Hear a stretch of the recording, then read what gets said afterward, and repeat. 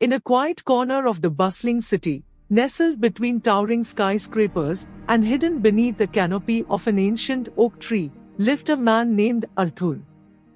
Arthur wasn't like the hurried souls that surrounded him daily. He was a collector of words, a maestro of language, and an observer of life's intricate symphony.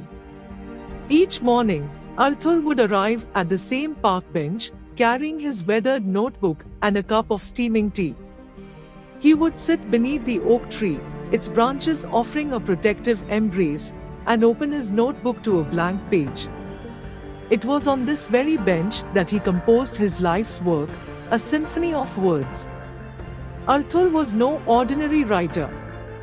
He believed that words had a life of their own, that they danced on the pages and sang melodies that resonated with the hearts of those who read them. He saw stories in the simplest of moments, a child's laughter, a couple's whispered conversation, a leaf's journey as it fell to the ground. One crisp autumn day, as the leaves swirled around him in a brilliant display of reds and golds, Arthur witnessed a scene that would become the opening notes of his greatest composition. A young woman, Emily, stood by the nearby pond, her eyes fixed on a paper boat she had just set afloat.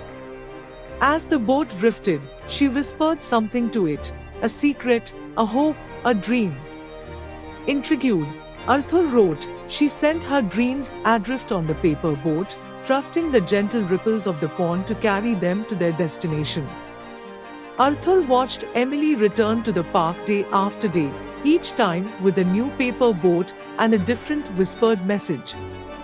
He noticed the expressions that flickered across her face, hope, longing, joy, and sometimes a hint of sadness.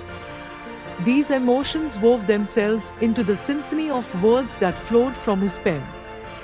One afternoon, as Emily launched a particularly ornate paper boat, Arthur approached her. "May I ask what you whisper to your boats?" he inquired. Emily smiled warmly. "I whisper my dreams, my wishes, and my fears. It feels like a release, a connection to something greater." Their conversations became a daily ritual, and a bond formed between the writer and the dreamer. Emily shared her hopes of traveling the world, of feeling the wind in her hair atop a mountain, and of witnessing the colors of the northern lights. Arthur, in turn, shared his belief in the power of words, how they could capture dreams and send them soaring into the universe. One day, Arthur presented Emily with a small leather-bound book filled with the words he had written about her and her paper boats. "These are the echoes of your dreams," he said, "may they guide you on your journey." Moved to tears, Emily accepted the gift and hugged Arthur tightly. She promised to read his words at each of the destinations she hoped to visit. With that, she set off on her adventures, leaving the park bench and the oak tree behind.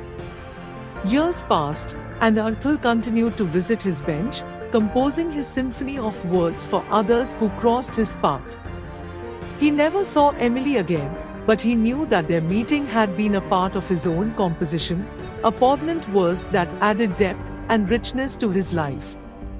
And so, Arthur remained in his corner of the world, writing and observing, believing in the power of words to connect souls and send dreams aloft, just as Emily's paper boats had done on that crisp autumn day. The oak tree stood witness to it all, its branches swaying in the breeze, as if applauding the beautiful symphony of words that unfolded beneath its sheltering leaves.